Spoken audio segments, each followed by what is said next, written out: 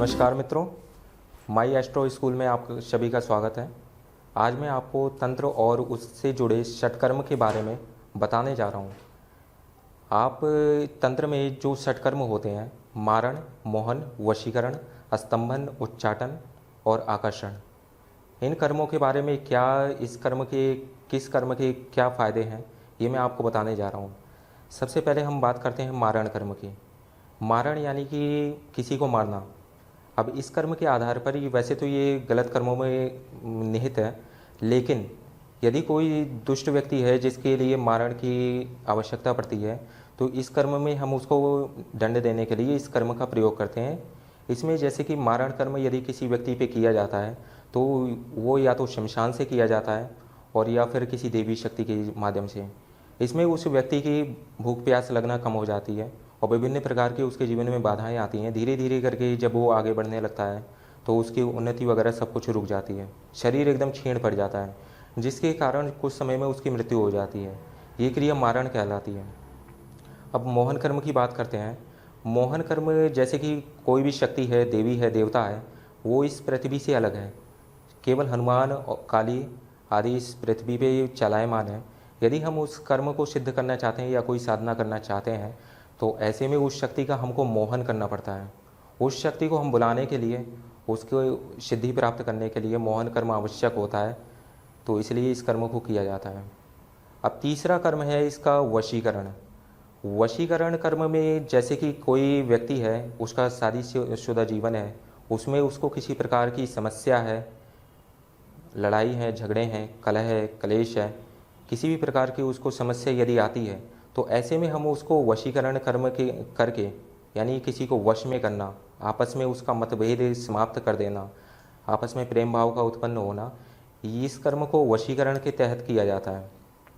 इस कर्म के करने से उसका एक तो वैवाहिक जीवन ठीक हो जाता है, बाकी और अन्य भी कई संबंध होते हैं जिसमें वशीकरण कर्म हम कर सकते हैं। अब इस वशीकरण कर्म के बाद हम बात करते हैं स्तंभन कर्म की। स्तंभन का अर्थ होता है किसी चीज़ को रोकना। जैसे कि आपका कोई शत्रु है, यदि आप उससे छुटकारा पाना चाहते हैं या आप चुनाव वगैरह लड़ते हैं तो उसमें आपका जो विपक्ष है उसका स्तंभन होना चाहिए, उसको रुकना चाहिए, जीत आपकी होनी चाहिए। तो इसके लिए हम स्तंभन कर्म का प्रयोग करते हैं। इस कर्म को करके हम अपने शत्रु दल को अपने से मुक्त कर सकते हैं और उसका स्तंभन हो जाता है। उसकी जो भी गति है, मति है, बुद्धि है, वो काम करना, ठीक से काम करना बंद कर देती है। तो ये स्तंभन कर्म के तहत ये क्रिया होती है।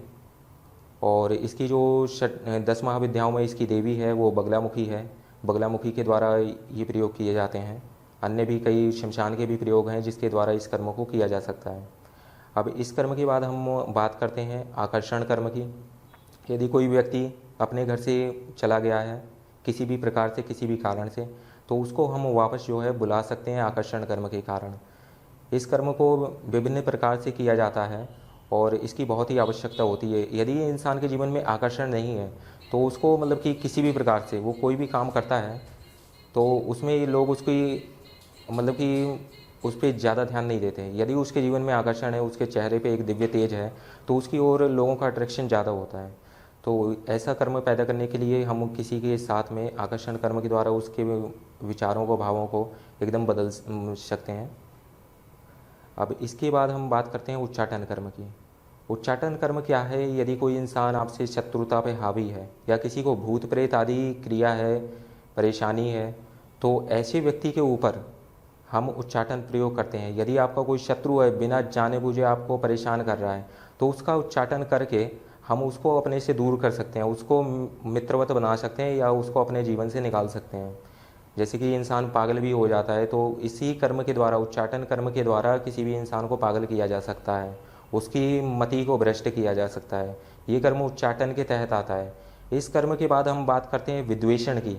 विद्वेषण कर्म क्या है? विद्वेषण का मतलब है ये है कि किसी दो व्यक्तियों को आपस में अलग कर देना, यानी कोई दो मित्र हैं उनको आपस में अलग कर देना, यानी और ऐसा भी हो सकता है कोई दो शत्रु हैं उनको लड़ा देना आपस में।